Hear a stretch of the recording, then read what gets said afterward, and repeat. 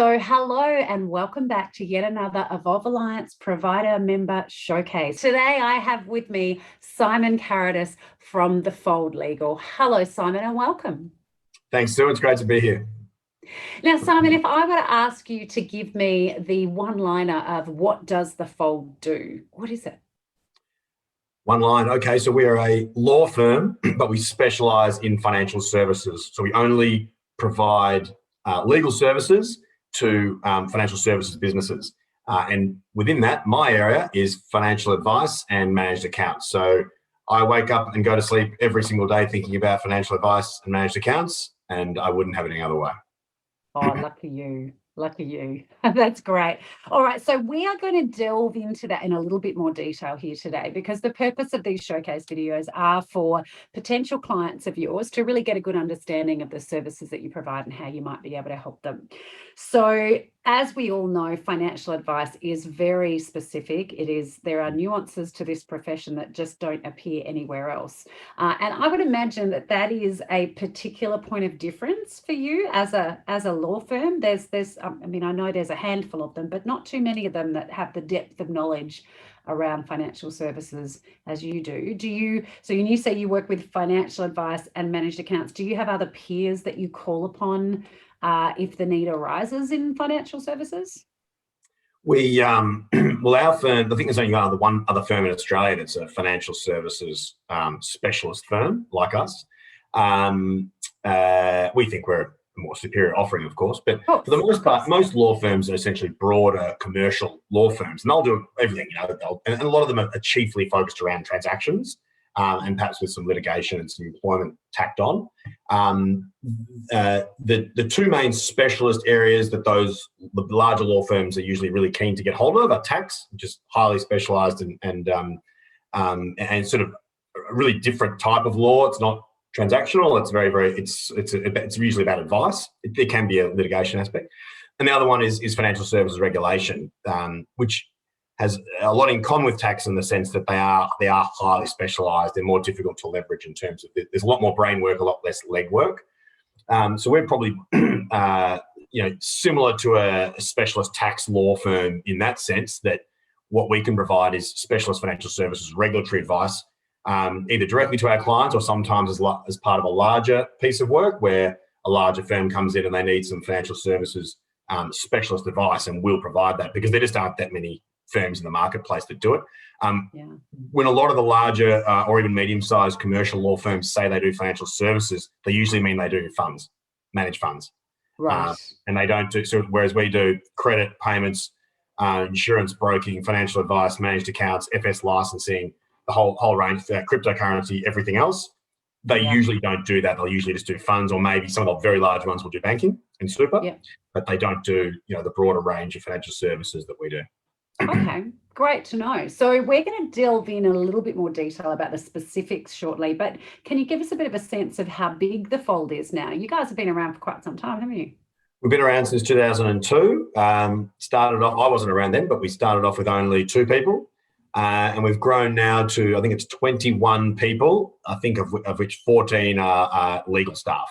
So we've grown quite a lot. We're still probably considered a smaller firm or a boutique firm, but we think we punch above our weight. Yeah, well, I mean, I know that I always get fantastic raps from the clients that have worked with you, so I can certainly attest to that. I'm Eugene Ardino, CEO of Lifespan Financial Planning, a dealer group with approximately 250 authorised reps. We've used The Fold Legal for a range of different services centering around AFSL advice compliance and AFSL general compliance, how to deal with difficult situations, communication with ASIC where necessary, and just as a general sounding board. We've also used The Fold to help us with business situations and business advice, and really just a range of different legal services that you would expect from a firm that provides a broad set of different support services. So some of the outcomes that we've been able to achieve dealing with The Fold have been around getting a better understanding of certain advice-related compliance requirements, AFSL requirements, particularly in an environment where rules are changing quite constantly. We've also used them to help us develop compliant documents, for example, target market determinations, guidelines, templates around, fee disclosure statements and consent, and a range of other documents and disclosure pieces that we've needed to develop over the last few years. Certainly recommend others to use the Fold, apart from the fact that they are very competent and are able to provide advice on a broad range of issues in advice and AFSL compliance. They're also great to deal with. They're very responsive.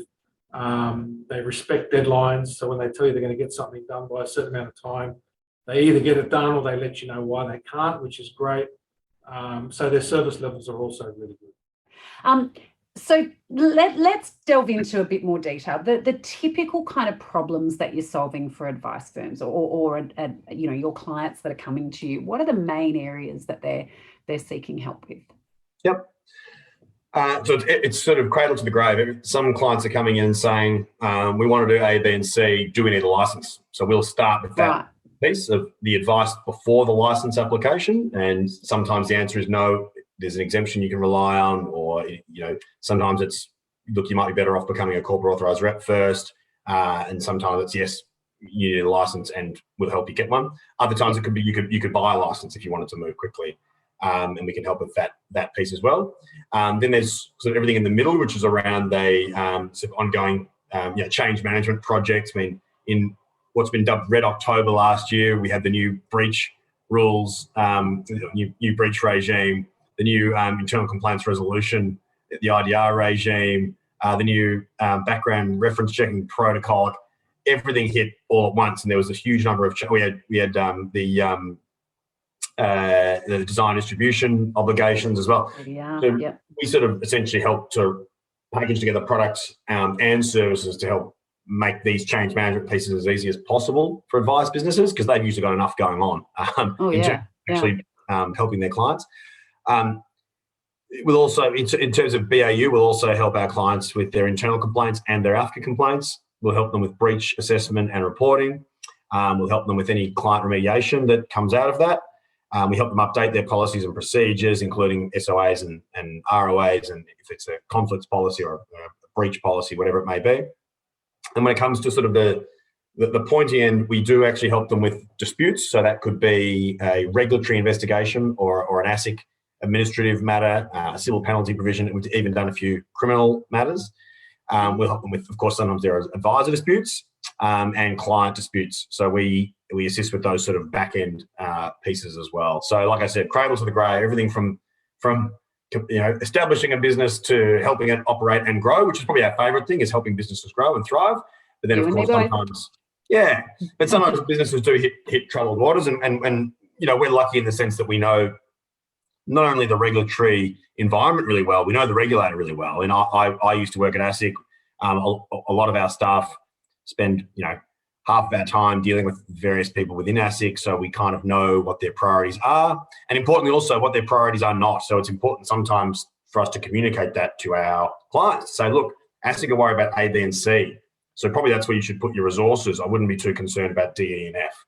So we do our best to use our knowledge of the regulator and how it operates and what its priorities are to help our clients prioritize as well.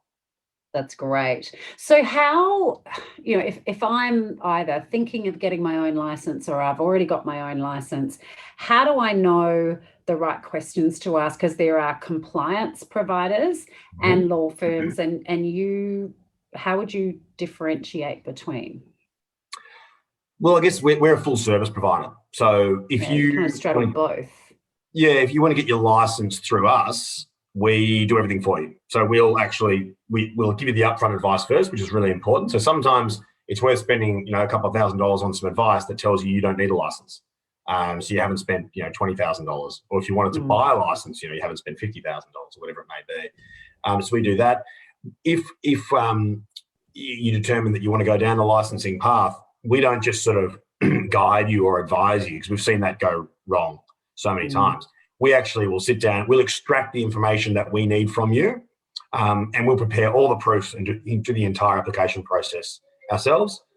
We've never had an application rejected and we've done over 600 different applications and variations. We're consistently in the top 3 in Australia in terms of number of license applications and variations. We also do responsible manager assessments and updates as well. We don't lodge the application until we've dotted all the I's and crossed the T's, and therefore, it's better bang for the advice firms, but because they're not redoing things. When we lodge it, there might be some ASIC requisitions as usual, but it'll get approved. Every single year we get 3, 4, 5 clients who come to us and they've tried to do it themselves, or perhaps they've used the assistance of a compliance services provider, which is fine. There's some great compliance services providers, but if they're only providing, guidance and assistance, sometimes things can be missed, and what you then get is a license application that's rejected, and then often they come to us and we have to sort of fix it and redo the proofs, and it usually ends up, even though we always get the thing approved, it will ultimately probably cost the client more money having to do it twice. And time, which, that's what we're all lacking, right? And so can you give me a bit of a rough sense of price-wise, if it's around, well, I'm currently licensed through a licensee, a bigger licensee, and I want to get my own. What sort of numbers do you guys charge? So we do all licensing across all the financial services. So there's some really complex stuff around funds and crypto and all sorts of other things, especially when you're talking about derivatives and FX. But in terms of just your sort of standard vanilla financial advice and dealing license, they are pretty straightforward. It will vary mostly depending on whether they have the right RM. So if the principal themselves qualifies as an RM, and ideally you want 2 RMs. And secondly, if they have a point guard internally where all of our questions can go to that one person and they can gather the information really, really quickly. So 2 years ago, before COVID, we did a couple of license applications at the same time, both advice and dealing. One of our clients was very, very organised behind the scenes at their end. They got us everything very, very quickly. We had their license application lodged and approved within 4 months, which is very quick. And I think that one cost about $15,000 or $16,000 in total.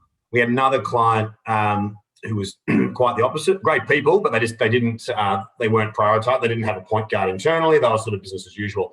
Yeah. They were very slow in getting back to us. When we finally lodged it, there was ASIC requisitions that were slow. The thing dragged on for 11 months.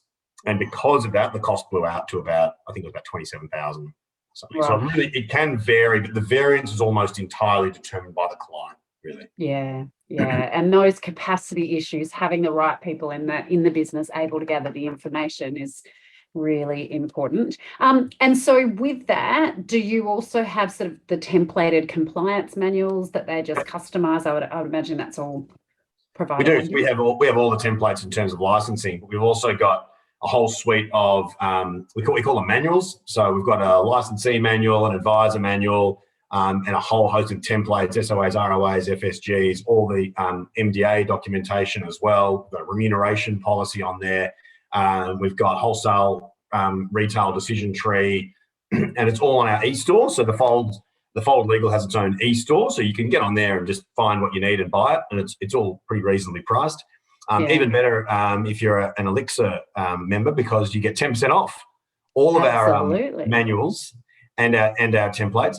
Now, the truth is some of them are really, really easy just to sort of click and buy and tailor yourself. Yeah.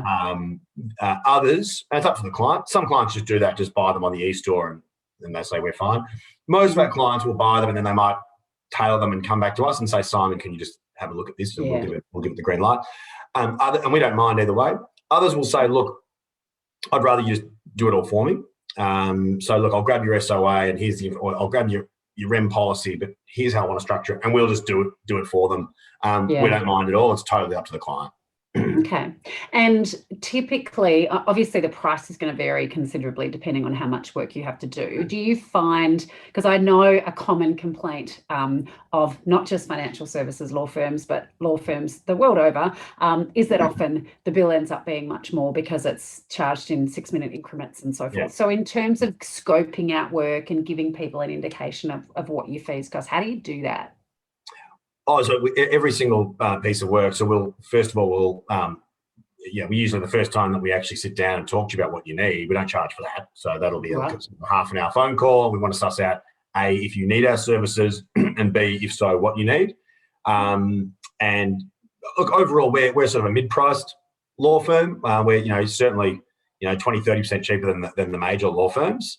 But our level of expertise, especially in our area, is similar, if not better. We always, before we commence work, we'll send you an engagement letter which outlines how we charge, includes our terms of business, and we'll give you a fee estimate. Now, for some matters, so usually if it's a transaction or a dispute, it's hard to estimate months and months in advance, but we'll provide an initial fee estimate, and then when we get more information, we'll then update that and say, okay, for the next stage here, this might cost X. But yeah, we do. We do. To be honest, what we really try to do is help our clients avoid unnecessary work and therefore unnecessary costs. In the end, it's the client's decision, and sometimes clients will want to pursue a matter or go down a certain path against our advice. That's okay. We'll always help. But if we think for a regulatory reason or for a commercial reason, it's not necessary or it's not advisable, we'll tell you not to. And that way the client will save unnecessary legal expenses. Yeah, that's fantastic. And look, it's fascinating because it's the sort of things that we're talking to advisors about all the time, right? It's about understanding your own value when you're charging your clients. Nobody wants surprises. Everybody wants to work with someone that they can trust and that they have this mutual intention to get the right outcome for less waste. Yeah. I would imagine, with you guys in particular, it's all about value. So the fact that you specialize, you live and breathe financial services, you're not having to go and research the background to a particular piece of legislation, that in and of itself would be serving to the clients using you, because you're probably quicker, you know how to get the answers much faster than somebody else that's trying to pick it up. And obviously in financial services, it's your bread and butter. You as an advisor, as a business owner, you're not going to be in business unless you stay licensed and you can remain compliant. So it's a pretty important part of your business that you want to manage. And what's fascinating for me is that there's so many different elements to the work that you do. One of them, as an example of something that you've worked on with one of our clients, we will quite often, particularly now since FOFA, we will have firms that we work with that want to create an effective advisor remuneration structure. And we do research on this every few years. You guys were involved in our last one. It's really difficult to just get salary surveys that say, oh, a senior financial planner in Sydney is paid between, and the ranges, $130,000 to $170,000. Well, that's great. But most firms are trying to create packages where they're rewarding the right behaviors. And so forth. So the challenge is we help from the business perspective because we help them look at capacity planning and profitability and the outcomes that they want their advisors to achieve and their balance scorecards and so forth. But ultimately, then you still need to have a specialist. And we do get it to the point where we say, here, we've helped you co-design it, but you've got to go and speak to Simon or somebody that will give you the legal opinion on whether this is not going to be conflicted rem. And when we sort you out for this, I couldn't believe how difficult it was to find a specialist law firm to do it. There were some that could draw up the employment contract and they knew HR law, but they didn't understand conflicted rem, so they couldn't actually give you the opinion on it.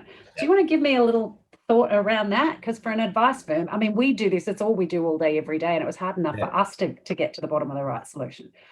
Any tips? Sure. I mean, it'd be one of my top 3 issues at the moment would be employee advisor remuneration. So ultimately, we've got our remuneration policy, which is a template policy on our eStore. If anyone wants to sort of know a compliant policy, that's it right there. You can take that. Obviously, it's designed to be tailored. It is probably slightly conservative, so there is scope for advice firms to tailor it and perhaps move the needle a little bit back towards the centre. But ultimately, what is required, it does go a little bit against human nature, because a lot of my clients will say, well, I've got these employees and I'm happy to pay them a base salary, but I need to actually then incentivize them to generate revenue for the business. Sounds like a pretty reasonable thing. And in almost every other industry, that wouldn't be a problem at all. Saying, okay, you get, I've got friends in property leasing. Okay, well, you'll get paid 100,000 and you'll get paid 30% of everything you produce above that. Definitely reasonable. Unfortunately, I say this to all my clients, we're operating in arguably the most highly regulated industry in Australia, more than medicine, so not pharmaceuticals, but as doctors are allowed to receive commissions, for example. So in doing something that we believe is perfectly reasonable, there's a conflict of remuneration risk if it's not structured correctly. So in summary, what we're required to do for employed advisors is they can receive a base salary. That's fine. That's not conflicted around. But any variable component, the bonus is what we're talking about, that goes on top, has to be calculated pursuant to a balanced scorecard. Now, it doesn't strictly have to be a balanced scorecard. It just has to be structured in a way that doesn't breach the conflict of remuneration prohibition. The reason a balanced scorecard is preferable is because ASIC likes it, and it's crystal clear in their own guidance. ASIC likes balanced Play by their scorecard. rules. They want language. And what that means is, and there is some misunderstanding in the industry about what is a balanced scorecard. Essentially, it means that there should be, and this is all informed as well by the Sedgwick review, which was into banking employees, so only banking, but it's still very, very helpful for us in structuring REM policies. There should be gate openers for advisors. So if you don't hit minimum standard, you're not doing your CPD, and you haven't passed the exam, or you haven't passed your advisor file audit, you don't get a bonus. There's minimum standards, and then beyond that, how much the advisor receives is not purely calculated on financial metrics. There's absolutely allowed to be financial metrics, usually 50% or less. It's about right. Sedgwick's 30%, but as I said, Sedgwick doesn't strictly apply. And the other, let's say 50, 60%, are non-financial measures, so conduct measures. So, it could be teamwork, it could be, net promoter scores, client referrals, so clients referring other clients, conducting all of your annual reviews, and of course, quality of advice. And these sorts of other measures, which go to just, are you a good employee in a broader sense, rather than just, are you producing the revenue? And the way I describe to my clients is there's the angel on the shoulder and the devil on the shoulder.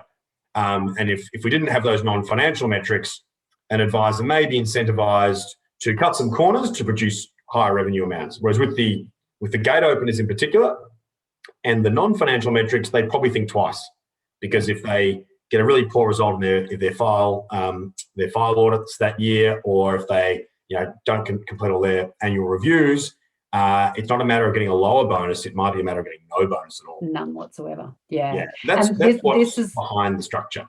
Yeah, and this is why we often work together on this with firms, because for a lot of the those that come through us anyway, how do we even structure these gate openers? How do we set the minimum expectations? And if we're going to have a pricing policy, well, what is the pricing policy, so that people don't just go, oh, you know what, that person can afford it, I'm going to triple that fee so that I can still be compliant, but I'm just going to make more money. All of those how-tos, that's obviously, it all informs part of it. And the whole cultural aspect of the firm is important, which is another reason why we love working with you guys, because you understand the commercial nature of the law and running a business, but you also understand the human elements that come into play as well. It's one thing to have the textbook, but that we're dealing with humans, not widgets. Yep. So there's all those little foibles there as well.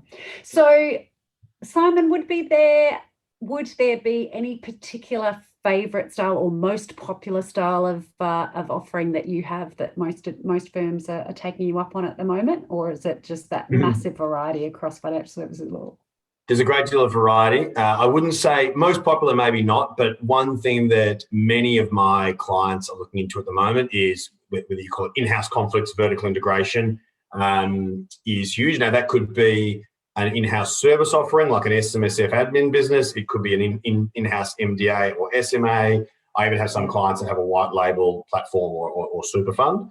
But we knew this was going to happen after the Royal Commission focused, and even prior to the Royal Commission with ASIC report 562, focused on big vertical integration, bank vertical integration, which was quite easy. It's just a big bank owning advice and also owning a platform, and those advisors, funneling, FUM into the platform. but we kind of knew that once that was all sorted out, and of course, that whole industry is sort of fractured at the higher level, but that the same conflicts do exist at the lower level. They're smaller, but it's still the same conflict that we're dealing with, which is the person at the coalface talking to the retail client, whether they like it or not, have a potential financial incentive to recommend their in-house SMA or their in-house MDA or the platform, whatever it may be. Now, like I said, smaller scale, but same conflict. ASIC told us they would, and they are now working their way down. So we're seeing enforcement action, we're seeing investigations, we're seeing notices, we're seeing bannings, we're seeing license cancellations. So thankfully, we did a lot of work with our clients going back 3 or 4 years to get them ready for this. Now we're doing to some degree that was a grudge purchase because it wasn't an immediate need, but it's paid for itself in spades, because what we're seeing now is that the firms that didn't sort of take a really close look at their potential conflicts and learn how to manage them better, is they're being exposed now and they're being taken to court by ASIC, or at least being subject to banning hearings and that type of thing. So it's a huge issue. It's not going anywhere. I think right now it would be the number one issue, ahead of conflicted REM and ahead of fees for no service. Look, I enjoy solving problems, and it is a problem that can be solved. But I do understand from advice firms, it's a pain point, and it's probably not something they enjoy going through. But certainly they can set themselves up to thrive in future by doing that work now, rather than sort of waiting to get a tap on the door from ASIC later on. Yeah, fantastic. And I think an observation, I have met many a lawyer who just seem to be confounding clients in the grey areas where it's very difficult to get a direct answer on something. Well, it always depends. Whereas, yes, it is true that within the law, there are some things that will depend on how you line everything else up. But gosh, it sounds like I'm really doing a massive plug for you now, but I have experienced that when you're working with firms, yes, there are things that depends, but you get right to the point of, well, if we do X, then we look at Y, and because of your particular circumstances, these are the things that we need to focus on. So, and I think really, that's what any firm needs in a lawyer, is great, pragmatic, straightforward advice. Let me know what I can and can't do, and I'll play within those rules. And somebody who understands my business can give me better answers. So on that note, do you usually have like an ongoing retainer with firms, or is it they'll come and do individual engagements? So I would imagine you'd be better placed when you know the overall firm. Yep. And most of our clients. Yeah, that's right, Sue. Most of our clients, we do have, we just call it a general legal advice matter. So it's not a retainer in the sense that you don't need to pay anything up front, or there's no sort of set monthly fee. It's only pay for what you use. But we do essentially have a general legal advice matter, and that's just, it's at the client's option, but most of them want that, because it means that, from day to day, emails and phone calls, they can just call us up. We're a bit like a help desk, essentially, and you only pay for what you use. So if you don't use us for 2 months, you don't get a bill. And also that's good for us in the sense that we get to know the business better and better.